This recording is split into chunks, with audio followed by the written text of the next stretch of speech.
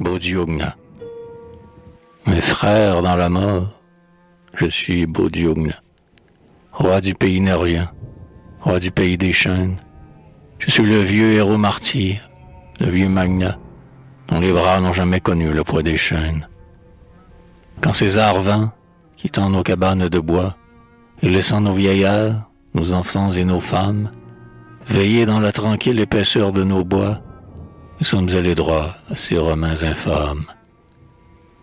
Les druides, levant au ciel leur front pensif, parés de gui, priaient les dieux dans les clairières, et les vierges mouraient sur les dolmens massifs, pour mêler leur sang rouge au vol blanc des prières. Des alliés nombreux épaississaient nos rangs, on venait des cantons et des tribus prochaines, car le vent leur portait avec l'eau des torrents nos cris de liberté qui montaient dans les chênes. Romains, vous l'avez vu cet effort triomphant d'un peuple qu'on assaille au fond de ses repères, et qui se lève, et qui se rue, et qui défend les berceaux des enfants et les tombes des pères. Hélas, le Belgium vaincu, mis en lambeaux, tomba, sans nul espoir de briser ses entraves. Mais César pour jamais grava sur nos tombeaux. Parmi tous les Gaulois, ceux-ci sont les plus braves. Vous, frères, qui plus tard avez vécu vos jours, dites-moi si la jeune et vaillante patrie, dans mes deux bras mourants est morte pour toujours, ou si les dieux enfin l'ont vengée et guérie.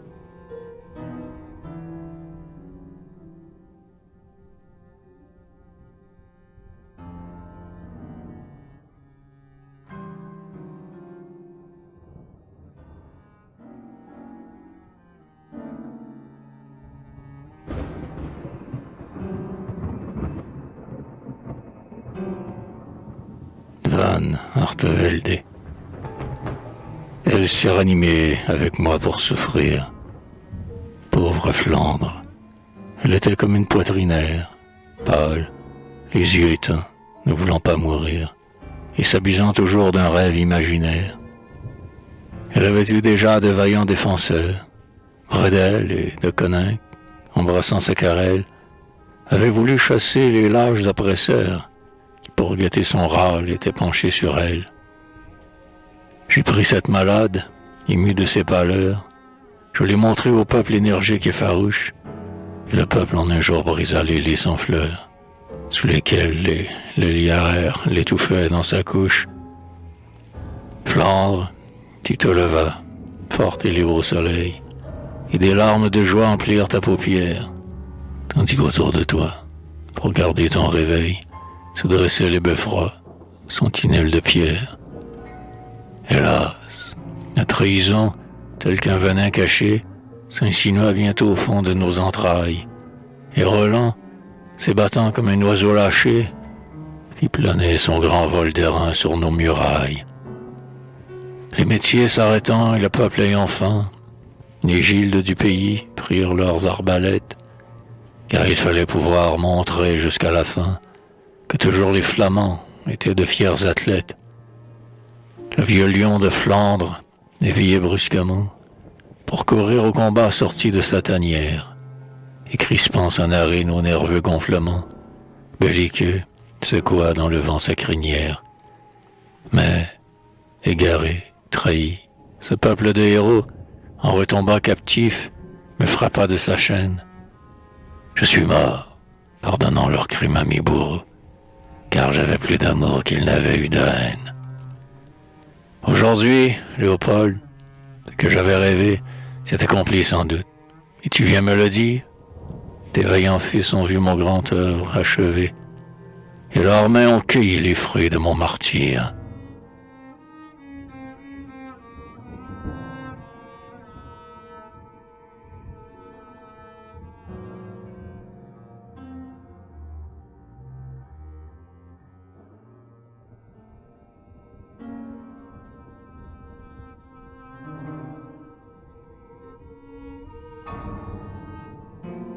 Léopold, hein?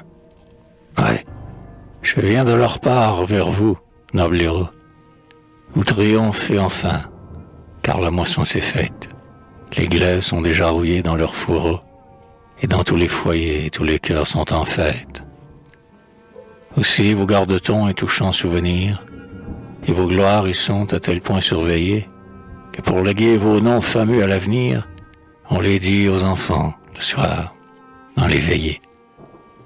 Je vous ai vu revivre et surgir dans les rangs, j'ai vu la foule ardente acclamer vos statues, remplaçant sous le ciel pacifique et serein celle des oppresseurs qu'elle avait abattus. Car le pays souffrit des malheurs non moins grands, quand il tomba plus tard sous le joug de l'Espagne. Qu'importe aux forçats des geôliers différents, s'ils conservent ses fers et restent au même bagne. Mais les tyrans toujours provoquent des martyrs, et les têtes roulant sur les places publiques suscitent aux bourreaux de subir repentir, quand on vient leur voler ces saignantes reliques.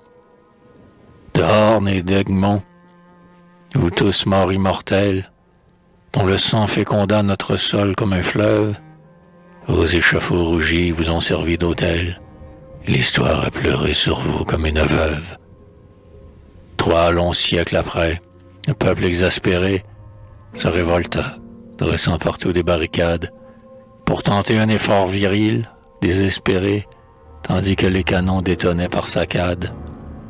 Et les Liégeois, conduits par Rogier, étaient là. Sous leurs blouses battaient des âmes héroïques, et bientôt l'ennemi tel qu'un flot s'écoula, tant nos conscrits d'hier avaient été stoïques. Dans le pays entier, tous s'étant soulevés, après 3 jours de sang, de lutte et de transe, la liberté naquit sur un tas de pavés, car tout enfantement se fait dans les souffrances. Alors, sous les éclairs d'un règne qui finit, le Congrès nous donna, comme un nouveau Moïse, les tables de la loi, ces tables de granit qui devaient nous régir dans la terre promise.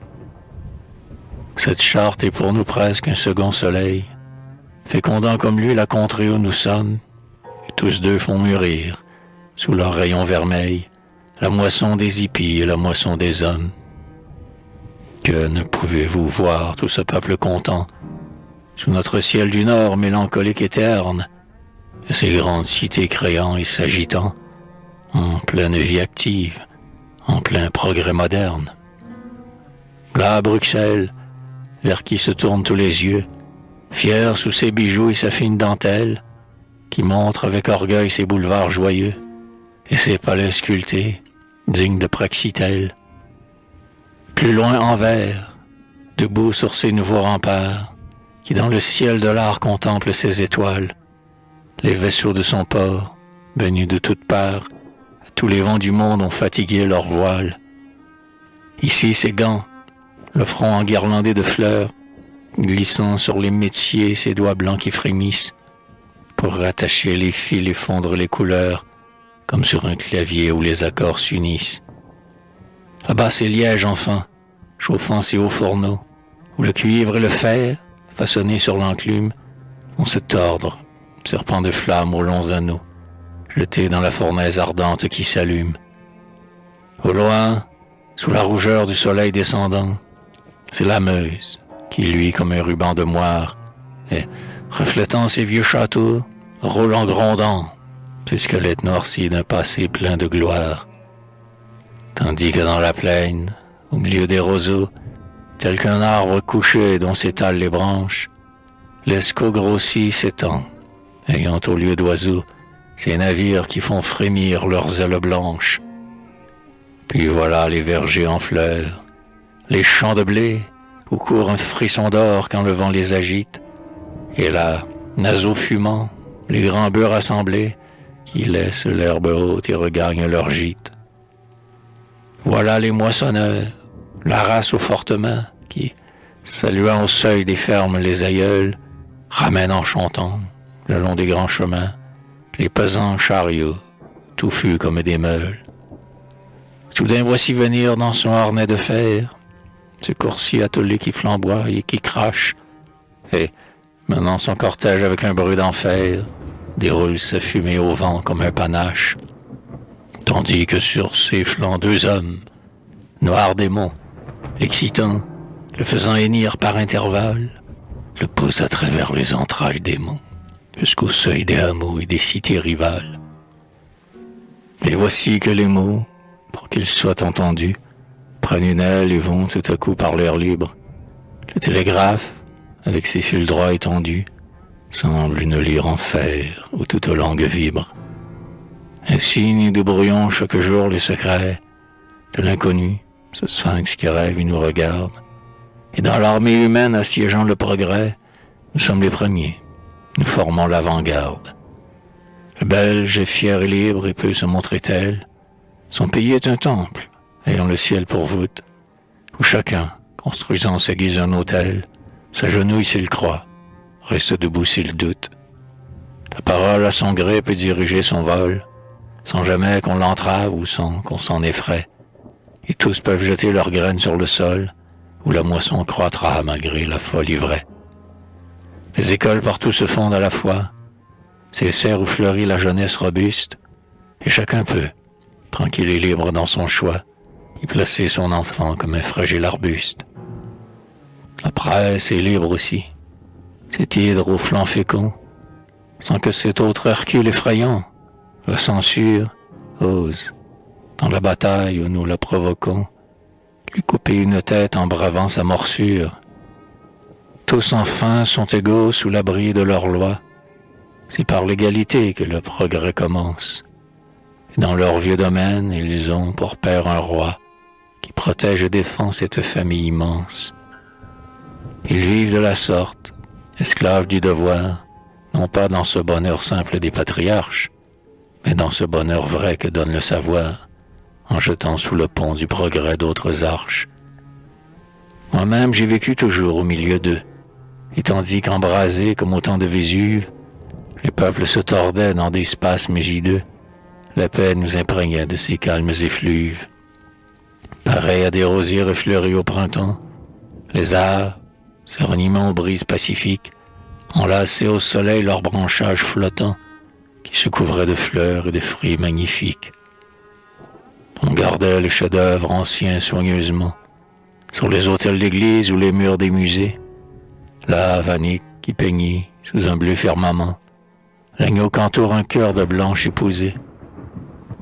Là, Rubens, large fleuve emporpré, miroir clair, qui réfléchit des Christ portés par des Hercules, et des groupes fleuris de femmes dont la chair a la splendide éclat des rouges crépuscules. Là, Tenier, esquissant sous les chaînes touffues, les kermesses de Flandre autour des tables peintes, avec leur bruit, leur danse et leur refrain confus, et la bière qui coule en moussant dans les pintes. On groupait les tableaux de ces peintres fameux, comme dans un manoir les portraits des ancêtres, pour que ceux d'aujourd'hui puissent encore comme eux illustrer la lignée en s'inspirant des maîtres. Galais, fouillant alors dans notre histoire en sang, on s'en trouverait pour lui le tragique ossuaire, ressuscitait nos vieux martyrs, en remplaçant par des manteaux de pourpre ardente leur suaire. Blaise, épris d'archaïsme, affinait ses pinceaux, et du grand Moyen-Âge, évoquant les coutumes, peignait ducs et varlets, et bourgeois et vassaux, sertis dans la monture exquise des costumes. Wiertz vivait dans un ciel mystique et réchauffant, pour mieux y dérouler ses vastes épopées, où les guerriers troyens et le Christ triomphant brillaient sous les éclairs des croix et des épées. Gif et Franken taillaient leurs marbres éclatants, où souriait l'amour dans sa grâce plastique. Nos grands musiciens, Fétis, Guéret, Vieux Temps, par la plume l'arche honoraient la musique. Des poètes aussi chantaient comme un écho. Van Hassel préludait sur sa lyre avec grâce, d'une main réchauffée à la main de Hugo, et Mathieu ciselait des odes comme Horace. Là de Gun gémissait sur les 3 villes sœurs. Conscience avait fait des Flandres son domaine, et nos historiens, nos savants, nos penseurs fécondaient tous les champs de la pensée humaine. Oh, la contrée heureuse et le charmant pays, grand par le cœur, malgré ses étroites frontières, où le peuple est docile et les chefs obéis, et pour qui s'attrister n'a que ce cimetière. Quel entrain, quel transport, lorsque ce peuple vient, fleurir et pavoiser la plus humble masure, éprouvé par ces fiers élans qu'il se souvient, et qu'à celui qui donne il rend avec usure. Il m'a si bien fêté lorsqu'après 25 ans, par un de nos drapeaux, était troué de balles, des fleurs de paix avaient poussé sur les volcans, des fleurs de souvenirs sur les pierres tombales. Plus tard, une colonne, éternisant mes traits, superbe monument fait de pierre et de gloire, montra sur ses parois les grands noms du Congrès, inscrits là pour toujours comme dans notre histoire. Enfin, lorsque la sainte à qui j'étais uni mourut devant la mer qui pleurait au rivage, le peuple, autre océan, frappa le ciel terni de grands cris de prière et de douleur sauvage. À présent que je dors mon sommeil éternel, dans ce lit du tombeau qu'on dresse sous des pierres, mon fils suit à son tour l'exemple paternel, car il a pris mon âme en fermant mes paupières. Sous ce règne de paix, même au jour menaçant, où la guerre voisine éclata, sombre orage, qui roula tout autour de nous des flots de sang, la Belgique, témoin de ce vaste naufrage, recueillit les mourants, transporta les blessés, humble sœur grise, aux mains délicates et sûres, et leur prêchant la paix lorsqu'ils étaient pensés, elle rouvrit les cœurs et ferma les blessures. Le roi, loyal monarque et généreux savant, veille aux explorateurs, ces grands porte-lumière, qui, malgré le soleil et le sable mouvant, ont au cœur de l'Afrique arboré nos bannières. Et la reine, imitant ces mages d'Orient, conduit à Bethléem pour baiser les mains fraîches de Jésus qui les vit venir en souriant, visite les enfants des pauvres dans les crèches. Aussi, comme on fit fête à leurs noces d'argent, comme on les acclama, ces femmes accourues, de la riche cité, du village indigent, qui déroulaient leur long cortège dans les rues. Elles vinrent, au bruit éclatant des clairons, présenter à la reine un riche diadème, dont tous avaient payé sou par sou les fleurons, comme pour témoigner que tous l'aimaient de même. Et quand, parmi le peuple ému qui s'écartait, défilèrent au pas les enfants des écoles, on eût dit que c'était leurs parents qu'on fêtait, tant le bonheur au front leur mettait d'auréoles. Aujourd'hui, l'héritier d'un empereur puissant, sous notre arbre royal que chacun nous envie, cueille la fleur d'amour, la rose de Brabant, pour orner sa couronne et parfumer sa vie.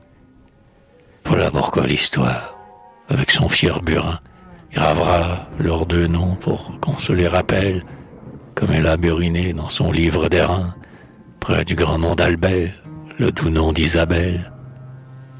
Et maintenant, tous trois, invoquons le Seigneur, pour que sa main s'étende en paix sur la patrie, car c'est lui qui dispense aux hommes le bonheur, et qui fait que la terre est aride ou fleurie. Veillons sur les vivants, nous qui sommes les morts, et crions-leur parfois comme des sentinelles, pour épargner plus tard leur cœur des remords, que Dieu pleure en voyant les haines criminelles. Seigneur, écoutez-nous, protégez nos enfants, puisque vous pouvez tout, faites qu'ils soient prospères, qu'ils restent désormais libres et triomphants, et que toujours les fils soient grands comme les pères.